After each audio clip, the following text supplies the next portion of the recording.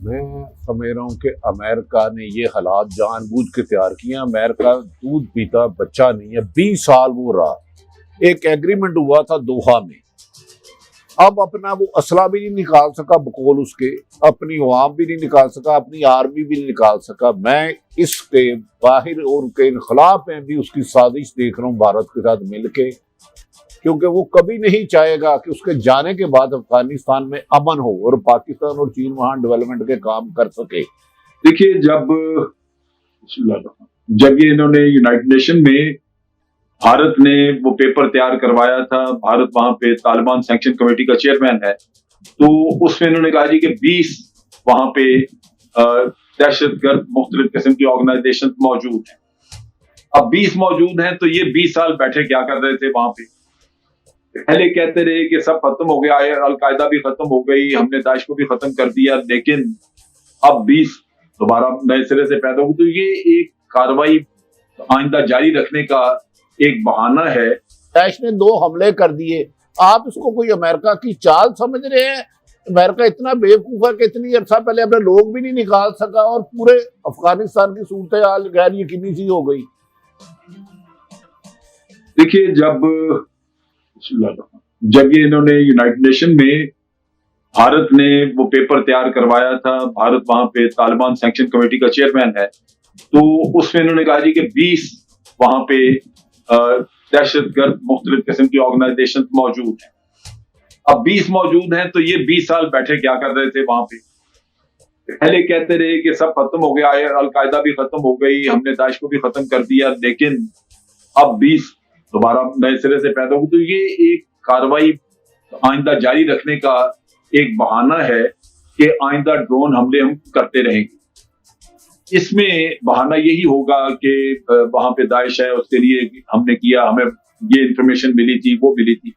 ये दाइश वाइश कुछ नहीं है, ये हमारे टीटीपी के लोग थे जिनको के खुरासान चैप्टर के नाम पे भारत ने बनाया था और पाकिस्तान के खिलाफ इस्तेमाल किया था। वो आज भी मौजूद है और भारत के ऊपर डिपेंडेंट है। भारत जब चाहे उसको फाल कर सकता है और तालिबान के लिए एक बड़ा चैलेंज होगा ये। अगर अगर ये दहशतगर्दी वहां से चलती रही तो तालिबान के लिए अपनी रिट कायम करना मुश्किल हो जाएगी। मेरा अपना एक अंदाजा है कि अमेरिका जो 20 साल वहां पे रहा है, वो ये हो नहीं सकता कि आगे तालिबान के नीचे वो इस अफगानिस्तान को स्टेबल होने दे। जब तक तालिबान बैठे हैं, वो यहाँ पे कोशिश करेंगे कि इंस्टेबिलिटी क्रिएट की जाए। और आप देखिए कि जो इंफॉर्मेशन ये देते हैं कि ये वो दाइश का बंदा था, मार दिया, ये किया।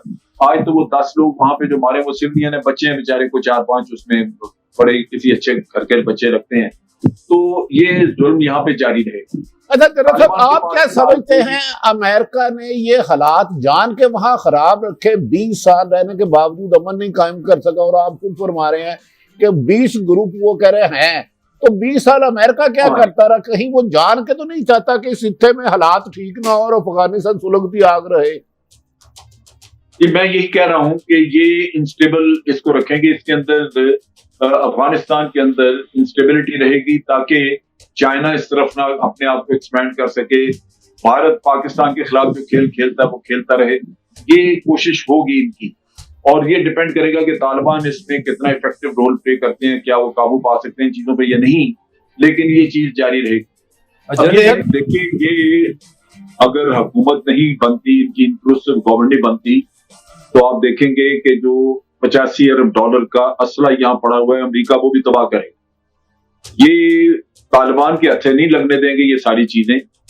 और क्योंकि वहां पे बाइडन के अपने लिए बड़ी मुखालफत होगी, उसको खासा पॉलिटिकल उसका सेटबैक होगा, लिहाजा वो कोशिश करेंगे कि यहाँ पे स्टेबिलिटी रहे और फिर ये असला वगैरह भी बर्बाद कर दें। यहाँ पे अमेरिका से ये तवक्को नहीं की जा सकती कि वो चाइना के लिए कोई फेवरेबल हालात छोड़ के जाए। वो अपने लोगों को भी ये पावर कराएंगे कि अफगानिस्तान में जब हम थे तो फिर भी कोई हालात बेहतर थे, हम निकल गए तो अब देखेंगे क्या हो रहा। तो इसलिए ये एक बिल्कुल एक पॉसिबिलिटी मौजूद है कि ये जो हुआ वहां पे काबुल एयरपोर्ट पे, वो भी हो सकता है कि करवाया गया हो, खास तौर पे क्योंकि इनको साथ ही पता लग गया था कि फलाने किया, लिहाजा वो जाके जीत के उन्होंने वो भी उड़ा दी। तो ये सारी चीजें और फिर भारत की कोऑर्डिनेशन होगी, क्योंकि मैं मान नहीं सकता कि जो चीज भारत ने पैदा की, जिसको नरिश किया, उन्होंने कम से कम 10-12 साल उसको पाला, पैसे खिलाए, आज वो उनके इशारों के बगैर हिल रही होगी, ये मुमकिन नहीं। और मैं ये सारी जितनी टेरर ऑर्गेनाइजेशन है इनको मॉनिटर करता रहा हूं कई सालों से। ये सिर्फ और सिर्फ पाकिस्तान में कार्रवाइयां करती थी, जो खुरासान चैप्टर। लिहाजा अब भारत ने उनका रुख मोड़ा है अंदर की तरफ, तो वो यहाँ पे करेंगे और ये अमेरिका के साथ कोऑर्डिनेटेड होगा उनका। अच्छा जनरल साहब, ये बताएं, जो बाजवा साहब ने मीटिंग की आज, हमारे जो पार्लिमानी लीडर्स हैं, क्या आप समझते हैं, अभी जारी भी है, शायद खत्म नहीं हुई, तो उनको किस सिलसिले में जो है ब्रीफ किया जा रहा है?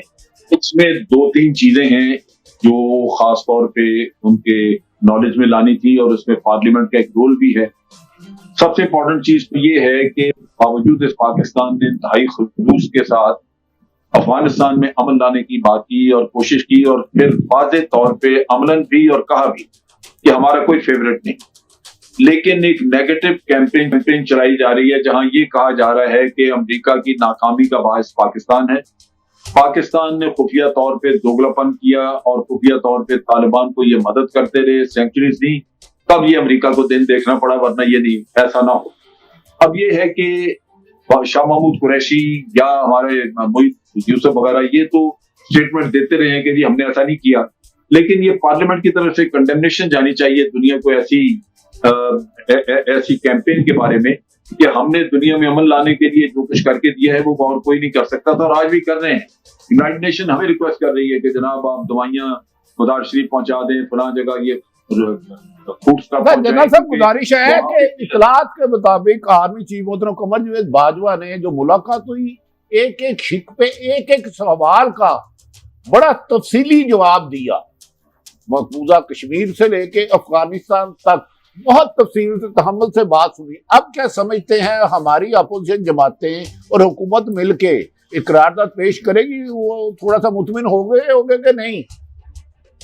देखिए, कोशिश यही, मैं समझता हूँ इस मीटिंग की बुनियादी कोशिश यही थी कि कम से कम इस मामले में पॉलिटिकल फोर्सेस जो हैं उनमें एक यकजहती नजर आए और वो इसको एक मजबूत पैगाम दुनिया को दे या इस फोरम से।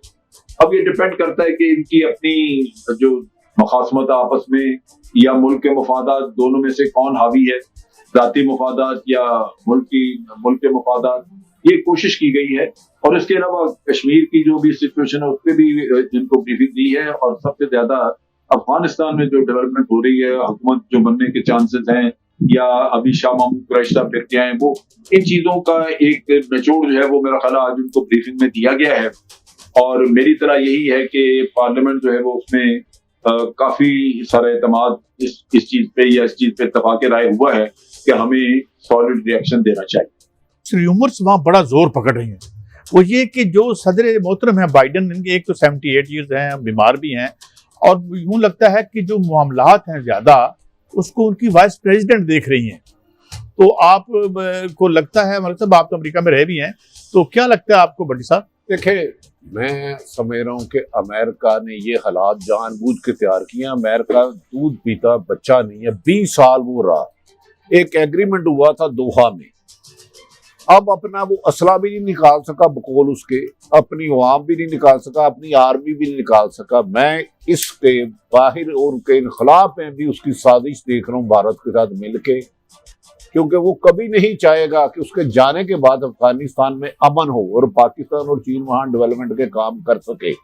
ये कैसे मुमकिन है कि उसके अरबों रुपए का बकौल उसके कि अब तक असला ही है, उनके लिए ये चीजें निकालना या अपने लोगों को एक माह पहले निकालना, उनके लिए तो कोई प्रॉब्लम नहीं थी। ये भी एक मेरा ख्याल है जो बाइडन की मुझे साजिश नजर आती है इंटरनेशनल, कि इस रीजन में अमन ना हो। 20 साल आप वहां तमाम ताकत का इस्तेमाल कर चुके हैं, आपके निकलने से 3 दिन पहले फिर अचानक दैश जिंदा है। आप तो दावे कर रहे थे दैश को खत्म कर दिया, अलकायदा को खत्म कर दिया, तो फिर वो अचानक हमले कैसे हो गए? जनरल साहब, आप मुझे सुन पा रहे हैं? जनरल साहब,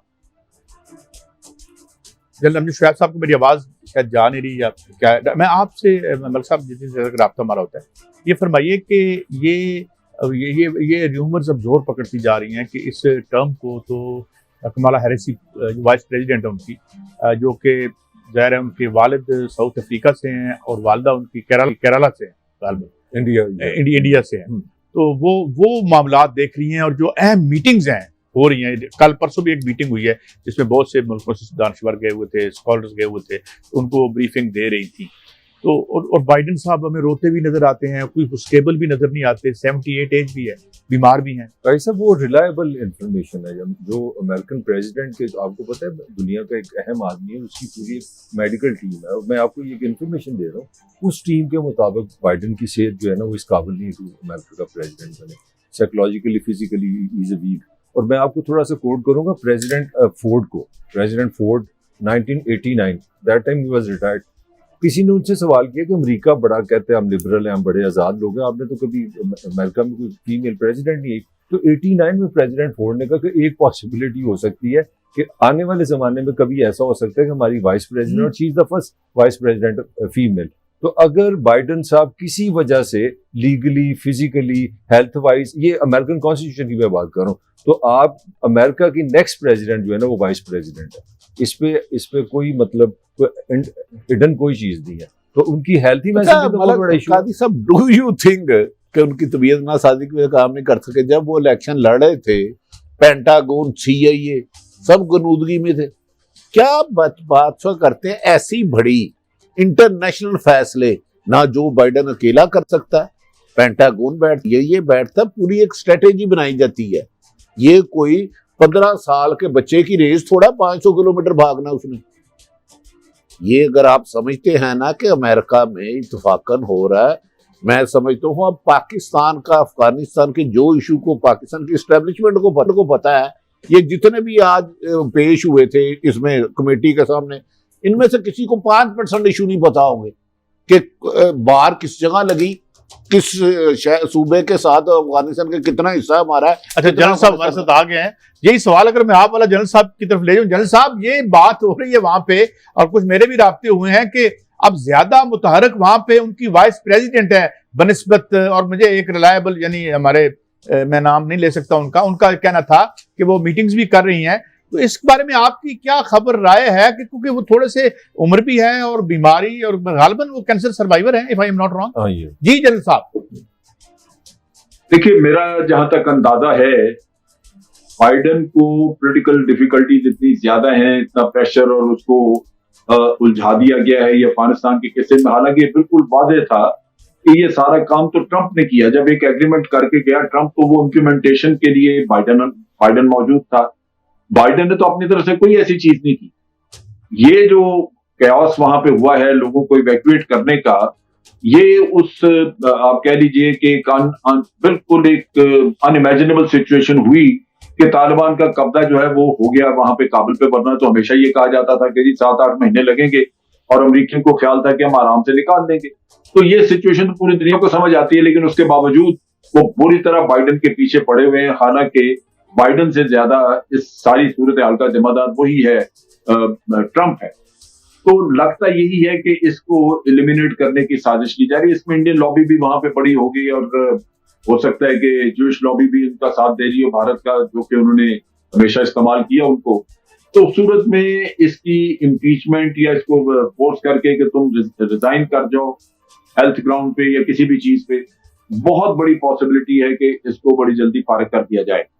अच्छा, ये पॉसिबिलिटी है आपकी नजर में?